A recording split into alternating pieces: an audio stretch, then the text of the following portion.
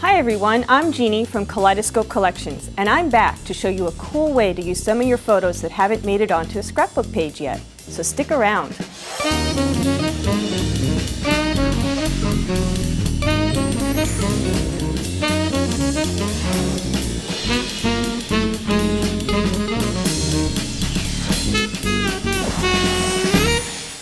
This is made from 12 different stars, and I know it looks complicated, but really, it's just 12 of these. Now we're going to be using Kaleidoscope Kreator 2.0 from Kaleidoscope Collections to make these stars.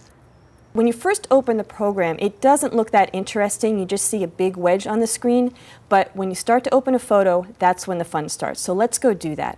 I asked Bethany to send me some of her favorite Christmas photos, so that's what we're going to use in this particular project. I click on the Open Image button. If you are not able to see your photos and you just see a list of files, it's really easy to fix. You go to the icon on the right, you click and choose Thumbnails, and then you're able to actually see all of the photos that you want to choose from. I'm going to choose this very cute photo of Colin and Benjamin. Now we see the photo in the workspace. This wedge here in the center is one wedge of your kaleidoscope. And if you look in the upper right, that's the thumbnail preview. That gives you kind of a bird's eye view of what the kaleidoscope design is going to look like. And as you can see, it's a circle. But we want to make stars, so we need to change that template shape. You click on the Select Kaleidoscope Shape button in the toolbar, and you'll see that there's tons of shapes to choose from. We're going to use the 6-segment quilter star. So just double click on that to open it, and you'll see that the wedge changes to more of a diamond shape. Now the cool thing about Kaleidoscope Kreator is that you can choose whatever part of the photo you want to fit inside the wedge. And the way you do that is you move and resize the photo. The wedge always remains stationary on the screen. You can click and drag on the corners to resize. You can click and drag outside the boundary to rotate. And you can click and drag on the photo itself to move it around.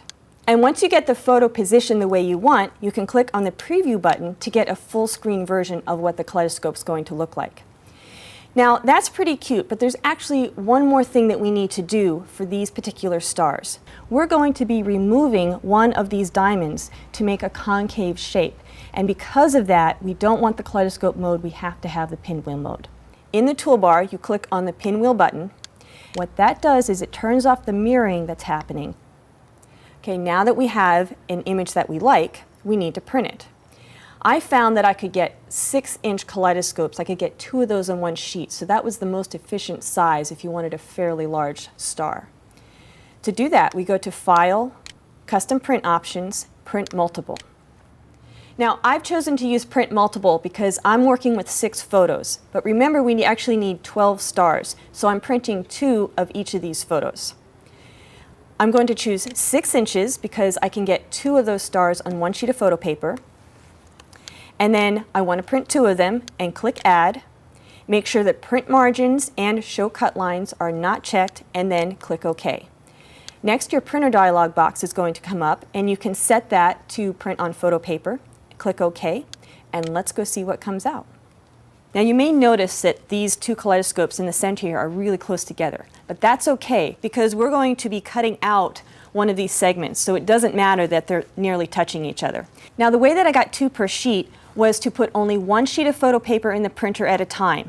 Print one kaleidoscope, and when it complains about being out of paper, turn it around and put it back through the printer, and that gets you 2 6-inch kaleidoscopes per sheet of photo paper. Now we need to cut each of these 12 stars out. Because we're removing one segment from each, we don't need to worry about these center points at all. We can just cut right across them. And then we're going to cut out the stars, leaving a 1/4 to 3/8 of an inch white border around the printed star. It does not need to be perfect, but this is what's going to create the tabs that we need to put the stars together. So here we have a star that I've cut out. I actually have 12 of these, but we're just going to work on one at a time. And we're going to score the fold lines, but we don't want to score across the face of the star because that would ruin the photo. So we need to transfer the shape of this star to the back so that we know where to score the lines. And the way we're going to do that is to poke holes at both the points and the valleys, just with a regular paper piercer. I usually like to poke the hole just inside of where the printed image is, and that way my score lines will be just inside the edge, and then when I fold it, I won't have any white lines in my finished product. Now when you flip this over, these holes that you've just poked will show you where you need to draw your score lines. And I've inked those holes just so that you're able to see them. Now let's talk about the scoring. There's two different types of scoring that we need to do. One, we need to score from valley to valley through the center of the star. So we just line up the ruler along the two holes and then score 2 or 3 times, because the photo paper is a coated paper and it makes it really difficult to get a good score line. So I like to go over it a few times to make sure it's going to be easy to fold.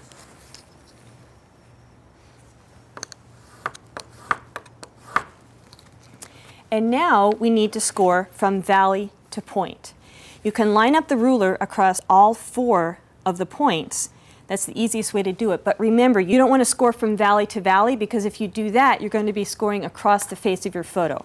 So you just put the scoring blade down by the valley and score out to the point. Again, 2 or 3 times, and you do that for all of the points. Now I've used ink to show you the pattern of the final score lines. The next thing we need to do is actually clip off the tips of the stars. To do that, flip the star over and then line up your ruler from point to point of the printed star, not the white edges, because we're cutting off the white. And then you'll just take a cutting knife and cut off the tips. And you might have to go through a couple times because it's pretty thick paper. Once the points are all clipped off, we need to start folding. The first folds we're going to do are from valley to valley. We're doing right sides together, folding along the score line. And you don't want to burnish these folds. You just need the impression of a fold, but if you were to burnish the folds, you'll crack the face of your photo, and that won't look too good in the final project. Now it's time to remove this one segment. We're just going to use scissors. It doesn't need to be perfect. You cut down one seam line, one fold line, and then cut down the center of that segment right to the center point and take that out. And then cut off this tab, because we are going to put it together by gluing this tab behind, and we don't want a double tab to fold. That would make it too bulky.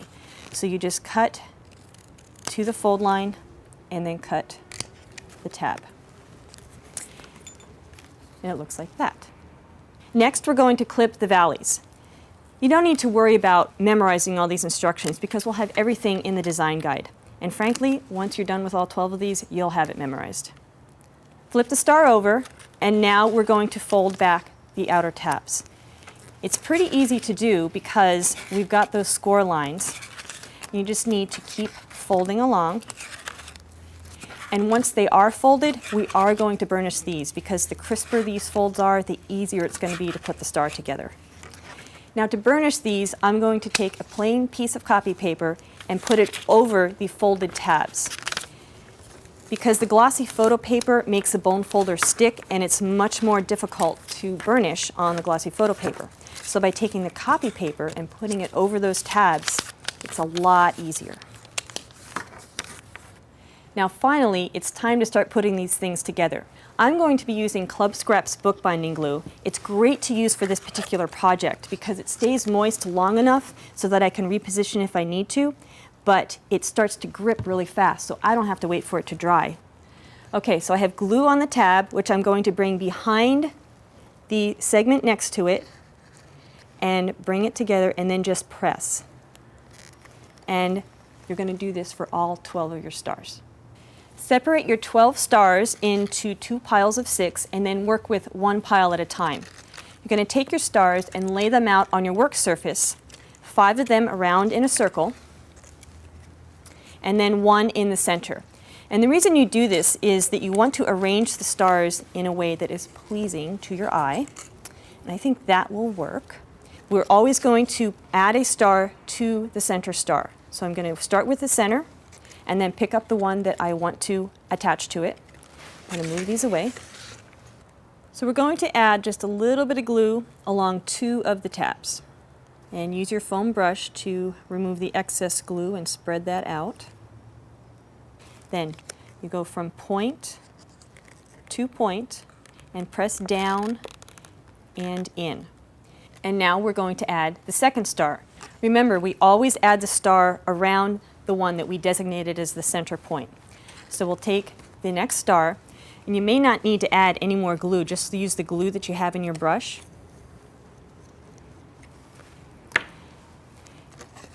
And again, you go from point to point and press in. What I like to do to really press those seams together well is to use some tweezers and just come in along the seam and press along that seam line. That really helps to seal the glue. And then we need to take these 2 stars and glue those together. So you're going to continue adding the other 3 stars around that center star, and when you're done, it's going to look like this. So now I'm going to hold on to Benjamin and Colin as I turn this over and start adding another star. I'm going to use another Benjamin and Colin star and make sure that I put it in the opposite place on the star so that I don't have 2 of those next to each other. I'm going to continue to attach the other 6 stars until I get to the very last one. Now, if you're going to want to hang your star, you'll want to add a hang loop at this point before you put the last star on. Now, it might seem like it's going to be really complicated to do this, but it's a lot easier than you think. Again, we just work with 2 tabs to start with, and just like all the others, we go from point to point, press in, and just let that sit for a minute so that it bonds before you start working on the other edges. Now we're going to do the rest of the edges all at once. Make sure that all of the tabs from that top star are bent back really well. That's going to help you when you press the star into place. And then you're going to add glue along the rest of the tabs and just press down. Now let's go look at what the finished star looks like. Now doesn't that just look cool? You may notice that I added glitter along the edges here. That's because this was my first star and it wasn't exactly perfect, so I added glitter to hide those imperfections. But as I kept going, they got better and bigger. This star uses 8-inch kaleidoscopes. It's photos from my wedding 20 years ago. Just look at that hair. But you don't always have to do bigger ones, you can do smaller ones too. This is made with 3.5-inch kaleidoscopes using photos of wildflowers that I took on the trails out in Colorado. And there's a little surprise inside. I added rice to make it heavy enough to be a paperweight. Now these are fresh new ways to display your photos, and I hope you have fun making them. See you again soon. For step-by-step instructions on how to create this week's project, download the design guide featuring special make-it-your-own bonus tips.